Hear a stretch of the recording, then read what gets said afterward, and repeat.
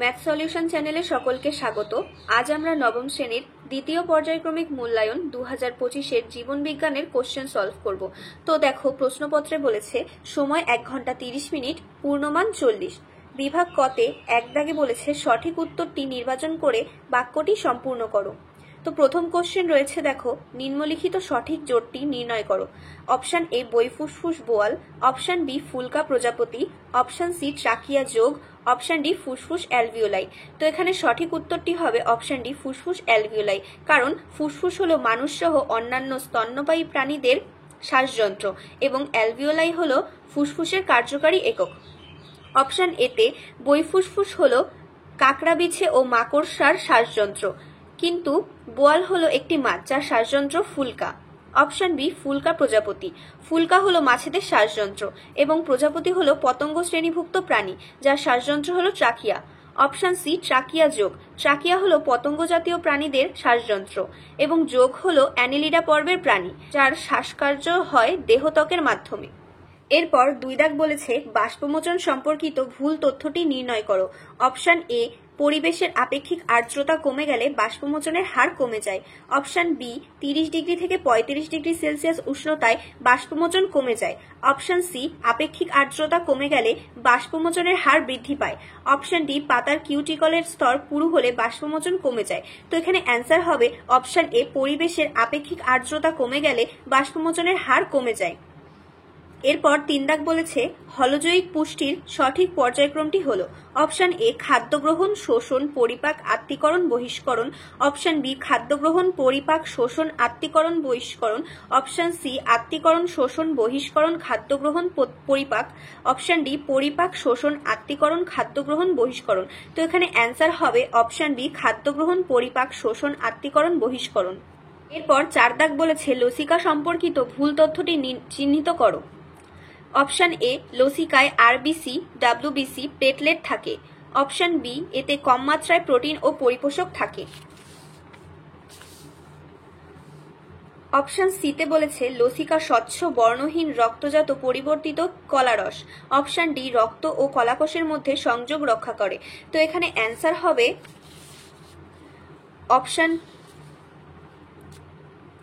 Option A লসিকায় RBC, WBC, platelet থাকে। এরপরে 5 দাগে বলেছে সঠিক জোটটি নির্বাচন করো।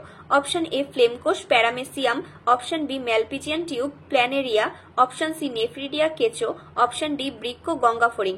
তো এখানে অ্যান্সার হবে অপশন সি নেফ্রিডিয়া কেঁচো। এরপর দেখো বিভাগ খ 2 দাগের নিম্নলিখিত 13টি প্রশ্নের মধ্যে যে কোনো নির্দেশ অনুসারে 10টি প্রশ্নের উত্তর লেখো। একটি শব্দে বা একটি বাক্যে উত্তর দাও, যে কোনো 2টি। 2 এর 1 দাগ বলেছে প্রথম জোড়টি সম্পর্ক বুঝে দ্বিতীয় জোড়টি তৈরি করো। তরু ক্ষীর পাওয়া যায় বট থেকে, রজন কিসের থেকে পাওয়া যায়? তো এখানে অ্যান্সার হবে শাল গাছ বা পাইন গাছ থেকে। এরপর 2 এর 2 বলেছে বিসদৃশ বেছে লেখো। এখানে দেওয়া আছে আরশোলা, শামুক, চিংড়ি ও কেঁচো। তো এখানে অ্যান্সার হবে কেঁচো। 2 এর 3 ত্রুটিপূর্ণ রক্ত সঞ্চারণের পর গ্রহীতার দেহে আরবিসি এর বিনষ্ট হওয়াকে কি বলে?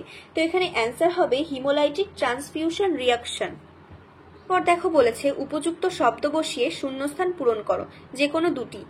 2 এর 4 দাগ বলেছে কমলা বর্ণের ড্যাশ এক প্রকার ক্যারোটিনয়েডস। তো এখানে অ্যান্সার হবে কমলা বর্ণের রঞ্জক এক প্রকার ক্যারোটিনয়েডস। 2 এর 5 দাগ বলেছে ফুসফুসের পাতলা আবরণী কলা নির্মিত বায়ুপূর্ণ থলিকে ড্যাশ বলে। তো এখানে অ্যান্সার হবে ফুসফুসের পাতলা আবরণী কলা নির্মিত বায়ুপূর্ণ থলিকে প্লুরা বলে। 2 এর 6 বলেছে কোহল সন্ধানে ড্যাশ উৎসেচক বিক্রিয়া নিয়ন্ত্রণ করে। তো এখানে অ্যান্সার হবে কোহল সন্ধানে ইস্ট নিঃসৃত জাইজেম উৎসেচক বিক্রিয়া নিয়ন্ত্রণ করে।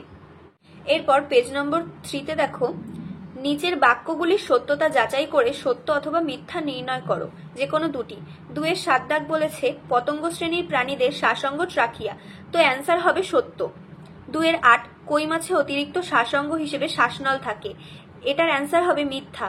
2 এর 9 ক্রেবস চক্রকে সাইট্রিক অ্যাসিড চক্র বলে। তো এটার অ্যান্সার হবে সত্য।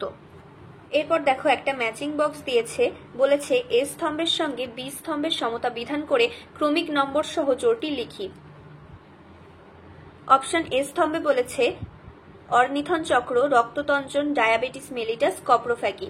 বি স্তম্ভে দেওয়া থ্রোম্বোপ্লাস্টিন, ইনসুলিন, গিনিপিগ, যকৃৎ। তো এখানে অ্যান্সার হবে অর্নিতন চক্র, যকৃৎ, রক্ততঞ্জন, thromboplastin, option A. Diabetes mellitus, insulin, option B. Coprophagy guinea pig, option C. এরপর বিভাগ গয়ে বলেছে 3, সংক্ষেপে 2-3টি বাক্যে উত্তর দাও, যে কোনো 5টি। তো তোমরা প্রশ্নগুলো দেখে নাও। 3-এর 1 দাগ বলেছে গ্লাইকোলাইসিসকে ইএমপি পথ বলে কেন। 3-এর 2, ধূমপানের কুফলগুলি উল্লেখ করো। 3-এর 3, মাইক্রো এলিমেন্টস বলতে কি বোঝো। 3-এর 4, শোষণ বর্ণালী ও কার্যকরী বর্ণালী কি। 3-এর 5, মৌল বিপাকীয় হার কাকে বলে। 3-এর 6, সাইনোভিয়াল তরলের অবস্থান ও ভূমিকা লেখো। 3-এর 7, ত্বককে অতিরিক্ত রেচন অঙ্গ বলার কারণ কি। এরপর 4 নম্বর পেজে দেখো বিভাগ ঘ বলেছে 4 দাগ নিম্নলিখিত প্রশ্নগুলির উত্তর দাও, বিকল্প প্রশ্নগুলি লক্ষণীয়। তো 4 দাগের 1-এ বলেছে মানব হৃৎপিণ্ডের লম্বচ্ছেদের চিত্র অঙ্কন করে নিম্নলিখিত অংশগুলি চিহ্নিত করো। দ্বিপত্র কপাটিকা, বাম অলিন্দ, ফুসফুসীয় শিরা, ডান নিলয়। এটার অথবার কোশ্চেন দেওয়া একটি আদর্শ নেফ্রনের পরিচ্ছন্ন চিত্র অঙ্কন করে নিম্নলিখিত অংশগুলি চিহ্নিত করো। গ্লোমেরুলাস, হেনলির লুপ, দূরবর্তী সংবর্ত নালিকা, নিকটবর্তী সংবর্ত নালিকা। এরপর 4-এর 2 দাগে বলেছে সালোক সংশ্লেষের কেলভিন চক্রের নিম্নলিখিত 2টি দশা বিবৃতি করো। 1, CO2 এর স্থিতিকরণ ও পিজিএ সংশ্লেষ, এবং 2, RUBP এর পুনঃসংশ্লেষ। অথবা উদ্ভিদের কোন কোন অঙ্গের মাধ্যমে কিভাবে বাষ্পমোচন ঘটে, বাষ্পমোচনকে প্রয়োজনীয় ক্ষতিকারক পদ্ধতি বলার কারণ কি। এরপর দেখো 4-এর 3 দাগ বলেছে পরজীবী, মৃতজীবী ও মিথজীবী পুষ্টির মধ্যে বৈশিষ্ট্যগত পার্থক্য নিরূপণ করো। পরিপাক গ্রন্থি হিসেবে যকৃতের ভূমিকা ব্যাখ্যা করো। অথবায় বলা আছে সবাত শোষণ ও অবাত শ্বসনের মধ্যে বিক্রিয়াগত তফাৎ বিবৃত করো। প্রান্তীয় শ্বসন ও তার গুরুত্ব উল্লেখ করো। তো আজকের ভিডিও এখানেই শেষ করছি। ভিডিওটি যদি তোমাদের ভালো লেগে থাকে তাহলে অবশ্যই চ্যানেলটিকে লাইক এবং সাবস্ক্রাইব করে দিও।